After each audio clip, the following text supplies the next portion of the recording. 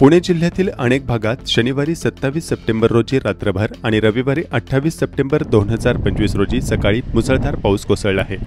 खेड तालुक्यात या पावसाने धुमाकूळ घातला असून खेड तालुक्यातील भामा आसखेड आणि चासकमान धरणातून प्रचंड विसर्ग सुरू करण्यात आल्याने भीमा व भामा नद्यांना पूर आला आहे।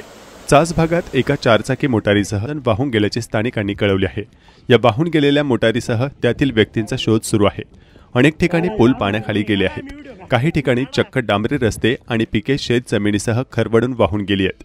अनेक शेतकऱ्यांच्या नदीकाठी असलेल्या मोटारी पाण्यात वाहून गेल्या आहेत।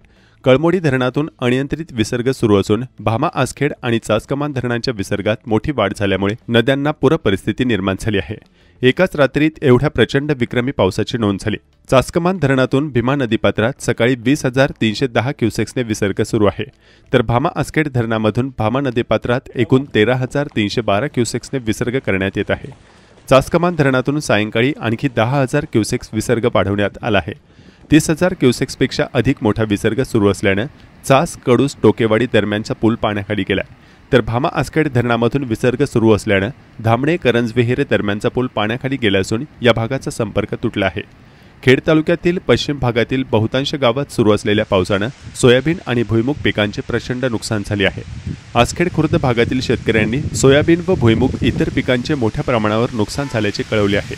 भीमा आणि भामा नद्यांना आलेल्या पुराने अनेक ठिकाणी नदीकाठच्या गावांच्या स्मशानभूमी पाण्यात गेल्या।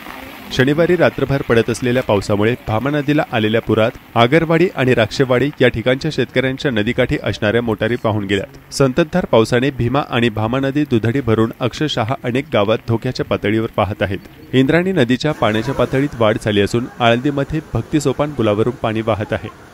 खेड तालुक्याच्या पश्चिम पट्ट्यात पडत असलेल्या पावसाने चासकमान धरणामधून भीमा नदीपात्रात सुमारे 30,500 क्युसेक्स विसर्ग करण्यात आला। या नदीने धोक्याची पातळी ओलांडली आहे। दरम्यान चास कडूस टोकेवाडी दरम्यान भीमा नदीवर असणाऱ्या पुलावरून एक कार वाहून गेली आहे। काही स्थानिकांनी या मोटारपर्यंत पोहोचण्याचा प्रयत्न केला, मात्र त्यांना त्यात यश आले नाही। शनिवारी 27 सप्टेंबर 2025 रोजी रात्रीपासून सुरू असलेल्या मुसळधार पावसाने ही पूर परिस्थिती निर्माण झाली आहे। चास कडूस टोकेवाडी दरम्यान भीमा नदीवर असणाऱ्या पुलावरून एक मोटर कार वाहत गेली।